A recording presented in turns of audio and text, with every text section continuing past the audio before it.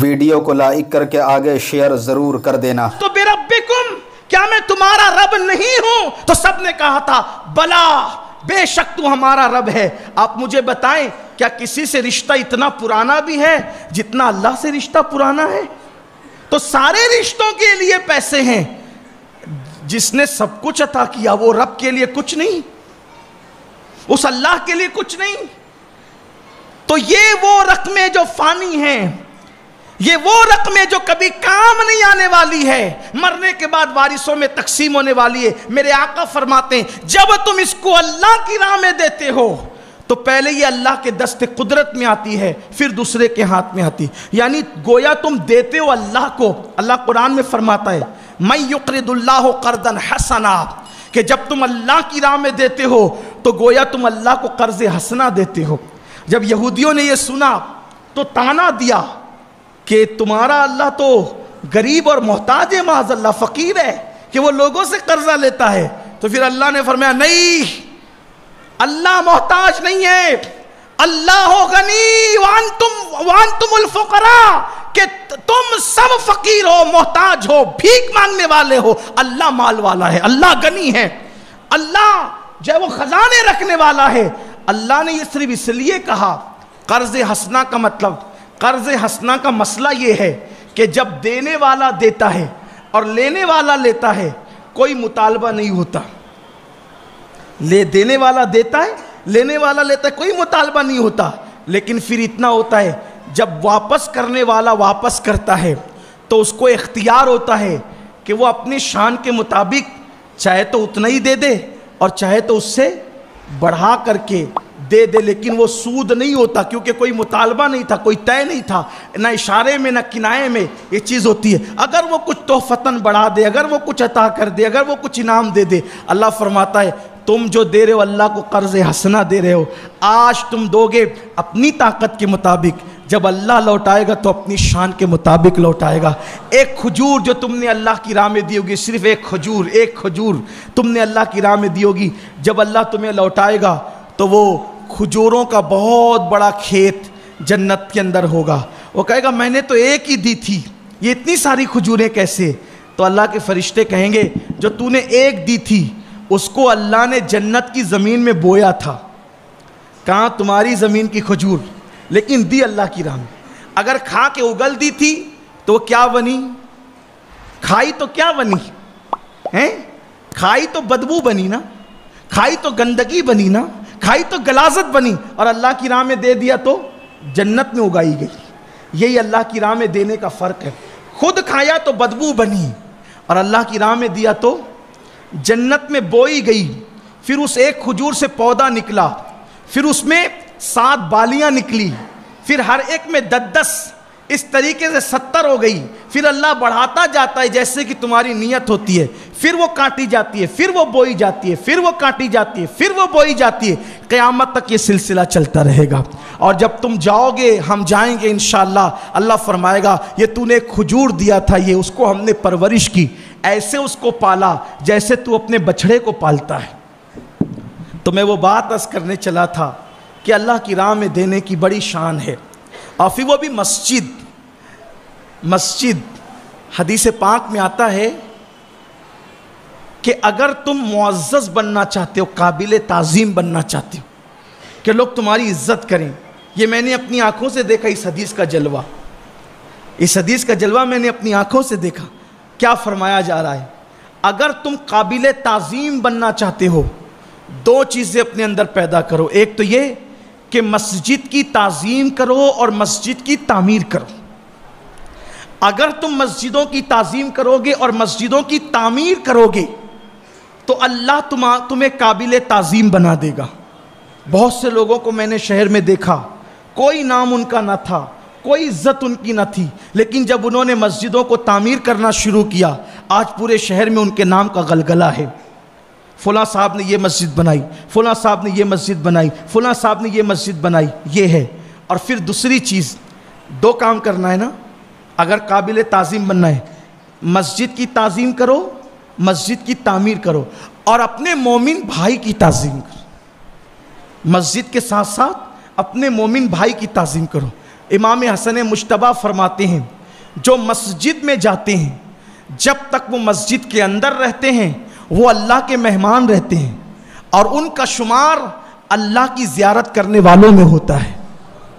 آپ کہتے ہیں نا چلو بھائی فلاں پیر صاحب ہے ان کی زیارت کر لیں, فلاں سید صاحب ہے ان کی زیارت کر لیں, فلاں عالم صاحب ہے ان کی زیارت کر لیں, فلاں بزرگ ہے ان کی زیارت کر لیں. امام حسن فرما رہے ہیں کہ مسجد میں جانے والوں کا شمار اللہ کی زیارت کرنے والوں میں اور مسجد میں بیٹھنے والوں کا شمار اللہ کے مہمانوں میں. اور پھر فرمایا یہی نہیں, اللہ کی زیارت کرنے کا ثواب کس کس کو ملتا ہے. ایک بات اور یاد آئی, مسجد میں آ کر جب تک بیٹھا رہے گا وہ لوٹ نہیں جائے گا, اس کا شمار اللہ کی زیارت کرنے والوں میں ہوگا. اسی طرح کسی مومن بھائی سے ملنے جانے والا جب تک وہ واپس لوٹ کر نہ آئے اس کا شمار اللہ کی زیارت کرنے والوں میں ہوتا ہے. اور حج اور عمرہ کو جانے والا جب تک کہ وہ لوٹ کر نہ آئے اس کا شمار بھی اللہ کی زیارت کرنے والوں میں ہوتا ہے. اس سے پتہ چلا کہ مسجدوں میں بیٹھنا کتنا اہم ہے, اس سے پتہ چلا کہ مسجدوں کی حاضری کتنی اہم ہے. لیکن یہاں ایک دکھ کی بات یہ بھی ہے کہ مسلمان مسجدوں میں جمعہ کے دن تو شوق سے آتے ہیں, اللہ کا شکر ہے آتے رہیں, لیکن پنج وقتہ نہیں آتے, پنج وقتہ نہیں آتے. امام حسن ایک اور بات بیان فرماتے ہیں کہ مسجد بستی میں ہو اور بستی کے لوگ مسجد کو ویران کرے, آباد نہ کریں, تو وہ مسجد اس آبادی میں اجنبی کی طرح ہے. جیسے اجنبی لوگوں کا منہ تکتا رہتا نا ٹکٹکی باندھ کے, ہائے آج میرا کوئی پرسان حال نہیں, ویسے مسجدیں مایوس ہوتی ہیں, مسجدیں غمگین ہوتی ہیں. کس بنیاد پر؟ کہ اس کو آباد نہیں کیا جاتا. کتنا افسوس ہے اس قوم پر جس قوم کے رسول نے فرمایا کہ نماز میری آنکھوں کی ٹھنڈک ہے.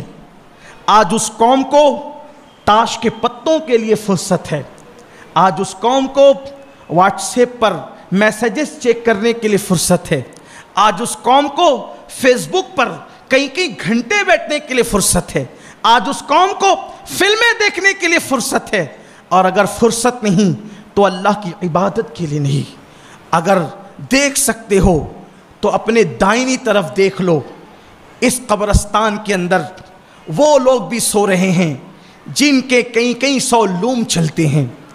اس قبرستان میں وہ بھی سو رہے ہیں جن کی کئی سائزنگیں چلتی ہے. اس قبرستان میں وہ بھی سو رہے ہیں جنہوں نے کئی برس تک کے سیاست کی ہے اسی شہر کے اندر. اس قبرستان میں وہ بھی سو رہے ہیں جو مسجدوں کو آباد نہیں کرتے تھے, ویران کرتے تھے. آباد کرنے والے بھی سو رہے ہیں اور مسجدوں کو برباد کرنے والے اور ویران کرنے والے بھی سو رہے ہیں. اللہ کے فرامین کو سر آنکھوں پہ رکھنے والے بھی سو رہے ہیں اور اللہ کے فرامین کو پیٹھ کے پیچھے ڈالنے والے بھی سو رہے ہیں.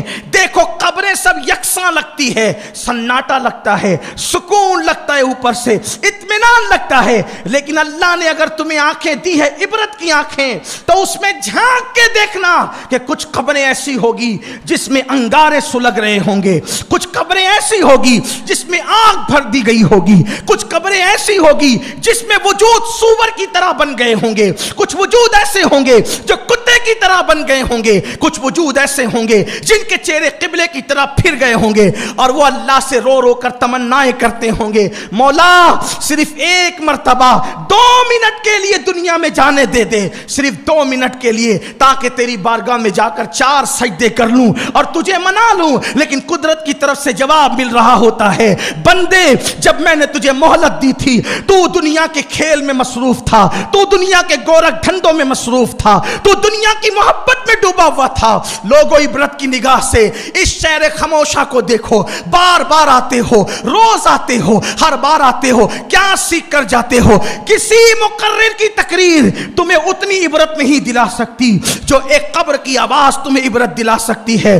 آؤ نا, زندگیوں کو برباد نہ کرو, زندگیوں کو ویران نہ کرو. کیا جاتا ہے 10 منٹ مسجد میں آنے میں, کیا جاتا ہے 4 رکعت پڑھ لینے میں, کیا جاتا ہے تھوڑا سا وقت اللہ کے لیے نکال لینے میں, ہیں جس اللہ نے پوری زندگی ہمیں سونپی ہے, پوری زندگی عطا کی ہے, اس اللہ کے لیے نماز پڑھنے کا وقت نہیں. سن لو, نماز کو چھوڑ کر قیامت میں ادھر ادھر پھرتے رہو گے, کوئی پرسان حال نہیں ہوگا, کیونکہ قیامت میں ایک ہی در ہے, ایک در, وہ ہے در مصطفیٰ. بس ایک ہی چوکھٹ ہے. چوکھٹ سے مراد یہ بنی ہوئی چوکھٹ نہیں, یعنی ان کا آسرا ہے, ان کا دربار ہے.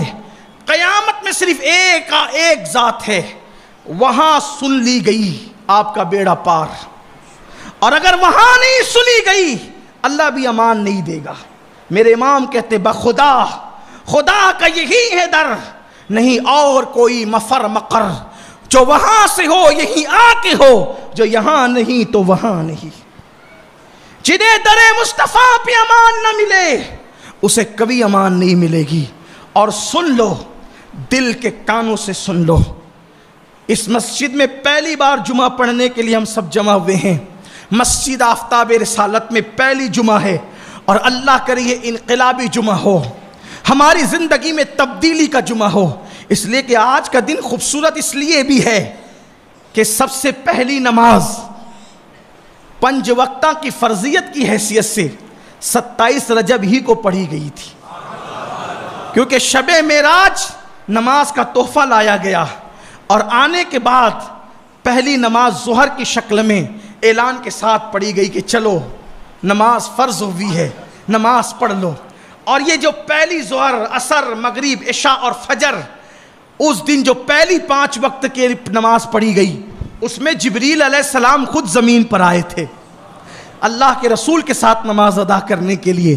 آج سے عہد نہیں کر لیتے کہ آج 27ویں رجب ہے, اور آج سے ہم بھی انشاءاللہ 5 وقت کی نماز شروع کر دیں گے. شادی ہوگی تو بھی نماز ہوگی, میت ہوگی تو بھی نماز نہیں چھوڑیں گے, سردی ہوگی, گرمی ہوگی, بارش ہوگی, کوئی موسم ہوگا, نماز نہیں چھوٹے گی.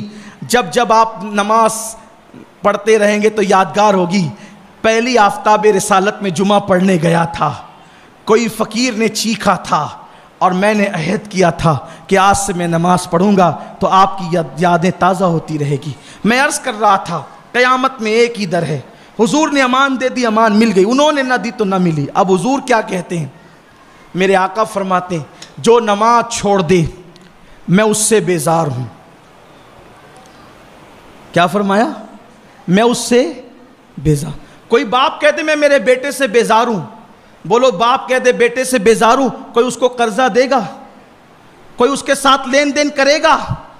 کوئی اس کے ساتھ لین دین کرے گا؟ نہیں کرے گا. ارے اس کا باپ اس سے ناراض ہے, ذمہ دار کون ہے؟ اس کا باپ اس سے ناخوش ہے, ذمہ دار کون ہے؟ اس لیے لوگوں, اللہ کے رسول فرما رہے ہیں جس نے نماز چھوڑ دی میں اس سے بیزار ہوں, اور جس سے حضور بیزار ہیں پھر اللہ اس سے راضی کب ہوگا؟ اس لیے توبہ کر لو, توبہ کا وقت ہے, پلٹ آؤ, آج ہی عہد کر لو. سرکار غریب نواز فرماتے ہیں جو نماز نہیں پڑھتے ان کی زندگیاں ضائع ہو رہی ہے, ان کی زندگیاں برباد ہو رہی ہے. تو میرے عزیز, آج اس مقدس ساعت سعید کے موقع پر, اس مبارک موقع پر, خوشی کے موقع پر, اس تاریخی دن میں اپنے اللہ سے ارادہ کر لو کہ اللہ آج کے بعد اب میں کبھی نماز نہیں چھوڑوں گا. یہ ویڈیو اگر اچھا لگا ہو تو لائک کر کے ثواب کی نیت سے اپنے دوستوں کے ساتھ ضرور شیئر کر دینا, تاکہ وہ بھی اس ویڈیو کو سن کر کے جو ہے اپنی زندگی میں کچھ سیکھ سکیں اور دوسروں کو سکھا سکیں اور گناہوں سے بچ سکیں اور اللہ رب العزت کی عبادت کر سکیں. کیونکہ الحمدللہ سید امین القادری صاحب اپنی ویڈیو کے اندر بہت کچھ اچھا اللہ کے فضل سے سکھاتے ہیں, اور لوگ الحمدللہ سیکھتے ہیں. بڑے بڑے گنہگاروں نے سیکھ کر کے جو ہے اپنے گناہوں سے توبہ کر لی ہے اور نمازی بن گئے ہیں, گناہ چھوڑ دیے ہیں. یہ ویڈیو الحمدللہ ثواب کی نیت سے اپنے دوستوں کے ساتھ ضرور شیئر کر دیں. اللہ حافظ. السلام علیکم ورحمۃ اللہ تعالی وبرکاتہ.